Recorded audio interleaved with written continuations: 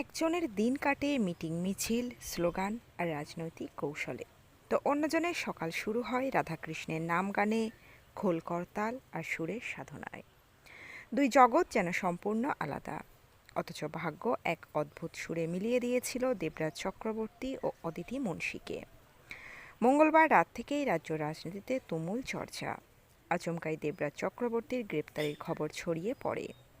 কে আটক করল, কেন, সরকারিভাবে কিছু স্পষ্ট না হলেও রাজনৈতিক মহলে জল্পনা তুঙ্গে।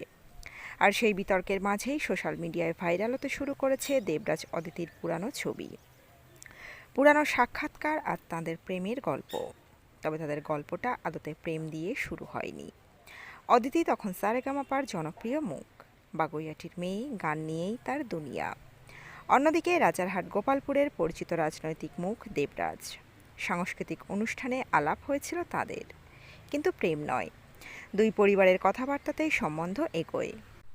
প্রথম দেখাতেই দেবরাজের ব্যবহার মন ছুঁয়ে গিয়েছিল অদিতির। আর অদিতির গায়কী, শান্ত স্বভাব আর স্নিগ্ধ হাসিতে মুগ্ধ হয়েছিলেন দেবরাজ। ফোন নাম্বার আদান প্রদান হয়েছিল ঠিকই, কিন্তু সেই আলাপ খুব দ্রুত অন্যদিকে মোড় নেয়। অল্প কিছুদিনের মধ্যেই দেবরাজ বুঝেছিলেন এই মেয়ের সঙ্গেই তিনি ভবিষ্যৎ দেখতে চান। আর তারপরেই সোজা দিয়ে দেন বিয়ের প্রস্তাব। 2018 সালের শীত, সাবেকি বাঙালি নিয়মে বসেছিল বিয়ের আসর। লাল বেনারসি, কপালে চন্দন, মাথায় মুকুটে অদিতি যেন একেবারে চিরাচরিত বাঙালি কনে। আর ধুতি পাঞ্জাবিতে দেবরাজ। রাজনৈতিক ব্যক্তিত্ব থেকে টলিপাড়ার তারকা সকলের উপস্থিতিতে জমজমাট হয়েছিল রিসেপশন। বিয়ের পর এক সাক্ষাৎকারে অদিতি হেসে বলেছিলেন, ও রাজনীতির মানুষ হলেও ভীষণ কেয়ারিং, আমার গানকে সবচেয়ে বেশি সম্মান করে। সেই সম্মানই যেন তাদের সম্পর্কের ভিত হয়ে দাঁড়ায়। তারপর আসে 2021 সাল।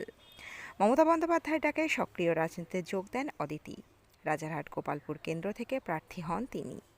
প্রচারের নেপথ্যে তখন ছায়াসঙ্গীর মতো ছিলেন দেবরাজ। রাজনৈতিক কৌশল, জনসংযোগ সবেতেই স্ত্রীকে আগলে রেখেছিলেন তিনি। আর সেই নির্বাচনে জয়ের পর পাওয়ার কাপল তকমাও পেয়েছিল এই জুটি। কিন্তু সময় সবসময় একরকম থাকে না। সদ্য সমাপ্ত নির্বাচনে বিজেপি প্রার্থী তরুণজ্যোতি তিওয়ারির কাছে হারতে হয়েছে অদিতিকে। সদ্য মা হওয়া, সন্তান সামলে ভোট প্রচার, সব মিলিয়ে লড়াইটা সহজ ছিল না। তবু পাশে ছিলেন দেবরাজ। আর আজ সেই মানুষটিকেই ঘিরে আইনি জটিলতা। রাত বাড়ছে, টিভির পর্দায় চলছে ব্রেকিং নিউজ, ফোনে ফোনে জল্পনা। আর হয়তো ঘরের এক কোণে বসে অদিতি ভাবছেন যে মানুষটা এতদিন তার সবচেয়ে ভরসা জায়গা ছিল, আজ তার জন্যই জীবনের সবচেয়ে কঠিন সময়ের মুখোমুখি দাঁড়াতে হচ্ছে তাকে।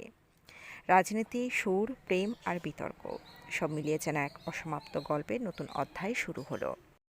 সংবাদ মাধ্যম দাবি করছে, পুলিশের জালে রাজারহাট গোপালপুরের প্রাক্তন বিধায়ক তথা সঙ্গীতশিল্পী অদিতি মুন্সির স্বামী, উত্তর 24 পরগনার বাসিন্দা দেবরাজ চক্রবর্তী অর্থাৎ তৃণমূল সাংসদ অভিষেক বন্দ্যোপাধ্যায়ের অত্যন্ত ঘনিষ্ঠ এই নেতার গ্রেপ্তারির খবরে শোরগোল পড়েছে সমাজ মাধ্যমে।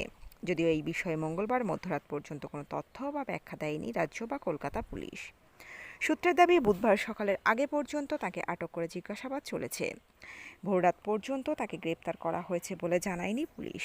আবার কেউ কেউ দাবি করেছেন তাকে গ্রেপ্তার করেছে ইডি, কেউ বলেছেন সিআইডি। দাবি করা হয়েছে তাকে গ্রেপ্তারের পর নিয়ে যাওয়া হয়েছে ভবানী ভবনে, সেখানেই চলছে জিজ্ঞাসাবাদ।